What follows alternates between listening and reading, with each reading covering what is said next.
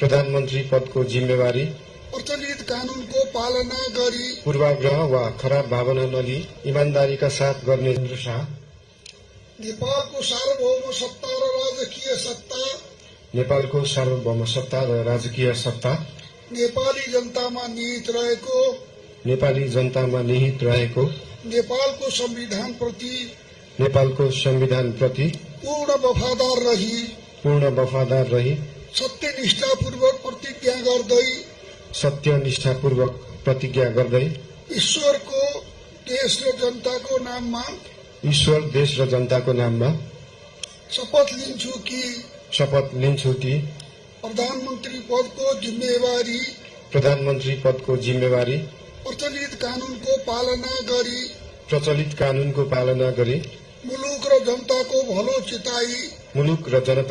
चिताई कसैको डर नमानी पक्षपात नगरी पूर्वाग्रह वा खराब भावना नलिई इमानदारीका साथ गर्नेछु र आफ्नो कर्तव्य पालनको सिलसिलामा आफूलाई जानकारीमा आएको कुरा म पदमा बहाल रहँदा वा नरहँदा जुनसुकै अवस्थामा पनि प्रचलित कानूनको पालना गर्दा बाहेक अरू अवस्थामा कुनै किसिमबाट पनि प्रकट